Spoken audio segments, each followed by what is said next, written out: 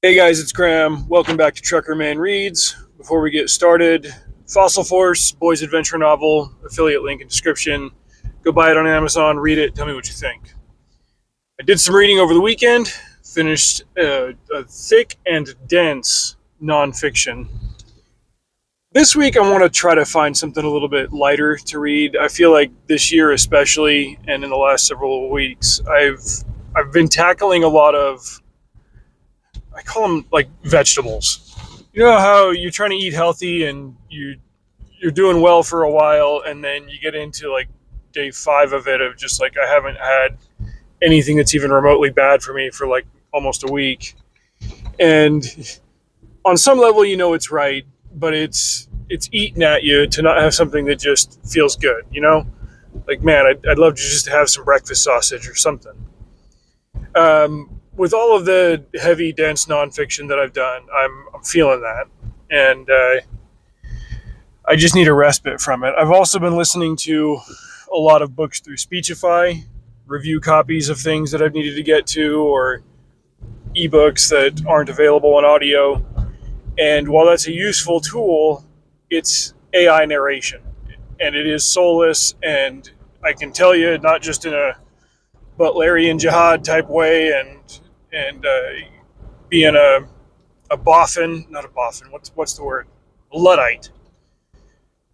Um, it's just soulless, and AI is a tool. It does not have a soul. The soul comes from the human component of it, and so the point of all this is that I'm mentally tired of vegetables, and I need to get some junk food back in the rotation.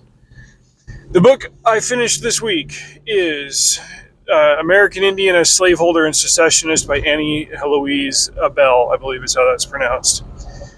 University of Oklahoma, they obviously have a publishing press and stuff, and this Annie Heloise Abell put together a series of historical books that are written with the detail that you would expect of an academic paper about specific subjects that went down during the Civil War. In this instance, the why and the how of several Indian nations that joined up with the Confederacy. I did a review a while back, pretty recent, like last couple of months, of General Stan Waddy's Confederate Indians. That was specifically about the military side and about the officer and the men under his command. He was a Cherokee, and he was the highest ranking Indian officer on either side of the war, and the last Confederate officer to surrender after General Lee at Appomattox. But in a broader discussion, it's there's more about why the Indian tribes that joined up with the Confederacy chose to do so. There were 5 major ones, but Abell goes into a lot of detail about the other, like, kind of smaller clusters and groups and breakoffs and whatever that also helped. But the main ones are the Seminoles, the Chickasaw, Choctaw, and Cherokee. I remember there's 3 Chas, and then the Muskogee, who are more commonly known as the Creek Indians. What I didn't know before reading the Stan Waddy book is that all 5 of these tribes, to a small degree, but they did, also adopted the practice of chattel slavery. The Cherokees, according to the Frank Cunningham book about Waddy, also had really aggressive laws against interracial marriage and breeding. That's kind of a separate subject here, but there were subgroups of these different tribes that also practiced chattel slavery, and interestingly enough, that also led to political division and microfactions within each of these Indian nations. The Cherokee one was really well documented, the split between John Ross and Stan Waddy. What Abell does here is also kind of documents the splits amongst the other tribes. To hear the wokies and the modernists all talk about it, it's always like, oh, it's the Native Americans. They felt this way about it. It's like, no, it depends on the tribe. It depends on the year. It depends on the event. And within that tribe, you'll have, it's like multiple political parties. Well, how do the Americans feel about climate change or whatever? Like, it depends on who you ask. Are you asking a Democrat or a Republican? Are you asking a casual Democrat or a Republican? Are you asking an extremist Democrat or Republican who spends 18 hours a day online? You're going to get different percentages of answers. And the Indians felt the same way about things in their day. At this point, they'd been interacting with post-European colonists and at this point, the new breed of Americans for over 300 years. This was a different group of people than just the Indians that were conquered and contacted by the Europeans in the 1500s. Man, the idea of cultural monoliths and stuff is just, it's anathema to understanding things that actually went on. But the particular tidbits that I found useful in this book were, there were like these constant changes in typeface and the font size and all that, because Abel would switch between her own commentary and transcripts of letters from officers and officials between the Confederacy and the various Indian nations. But one of the key Southern officers was Albert Pike, who went to the different Indian nations as an emissary in late 1861 to secure treaties with them and work out the particulars of the deal.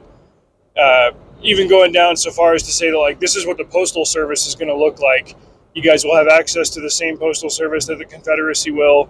Stamp pricing will be the same. They would have the same standing and status and access to things as members of the Confederacy had. Another necessary clause in these treaties was that the Confederates said, like, we're going to forgive all the old beef that any of us ever had with an Indian nation. You're going to forgive all the old beef that you ever had with anybody in the South.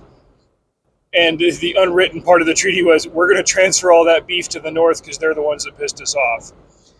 The nugget at the end of all of this is that these particular tribes, these 5 that were out in Indian Territory, what is modern-day Oklahoma, that's why Oklahoma University had a writer put this stuff together, is that this was 30 years post-Trail of Tears.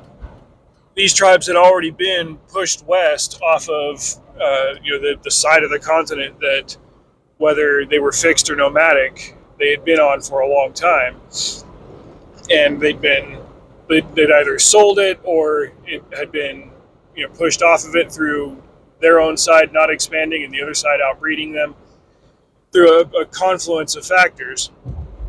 And they got pushed out, and that moment was still in living memory. The Trail of Tears was no fun. And by 1859, this is something else that Abel cited.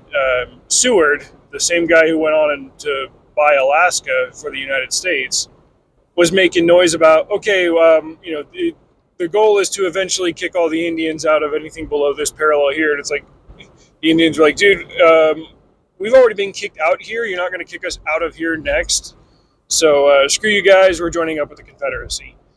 It was the whole, like, we're just done moving type thing. And that led them to join up with the South. And as a condition of that, their treaties, their constitutions, their official founding documents with this new Southern government enshrined slavery as not just an absolute right, but the natural order of things. We close this out by saying, the discussion I was having, I was texting a friend on Saturday night. We got to talking about stuff, and I said, piggybacking off of the comic book video I did last week, where it says, like, the average person in America, the only historical things they know are slavery and World War II. The more you read about history, the more you realize that the average person very loudly has opinions that they cannot understand or defend. And in this case, the popular opinion about slavery and the Civil War and civil rights and all that stuff is nowhere near as clean as the fiction that they have in their heads. Like, whites bad, minorities victimized. No, people were people. And whenever you have 2 incompatible systems living on top of each other, one of them is going to win out. That's what happened when Europeans started settling North America. And then when the North and the South had their divide, and they were ideologically divided over slavery, amongst other things, That led to another problem. I need to read, I believe his name is David Hackett Fisher, or is it David Hackett Smith? David Hackett something.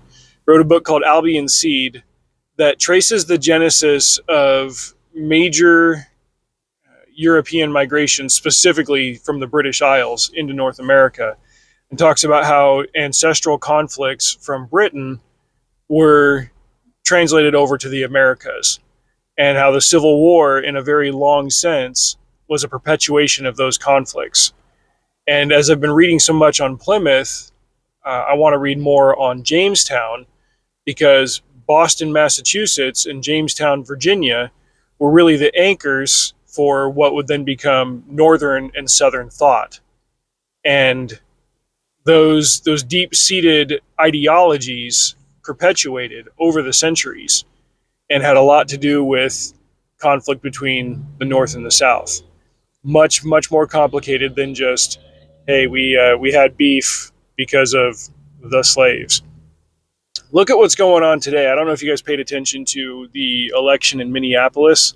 It was a mayorship election. So Minnesota has imported tens of thousands of Somalis over the last several decades, so much so that they are their own huge voting bloc. And there was a guy named, I believe it's pronounced Omar Fateh, who was running for mayor of Minneapolis.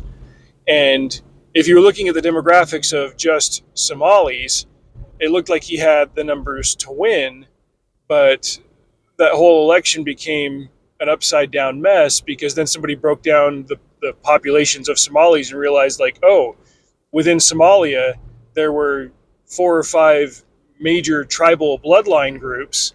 And while we've got the Somalis here, all these bloodline groups have ancient blood feuds and beef with each other. And Omar Fateh belonged to one group, and a significant portion of voters belonged to the other group. And we're importing this, third world ADIQ beef into America, and they're tearing each other apart over it. The British Albion migrations were obviously a little bit different from that, but the same in some key ways, where people have, in-group loyalty, I guess you would say. And the Indians did it, and they allied with the Confederacy because they believed that they could get things that were beneficial to their in-group. It's one of those, like, the more you see it type things.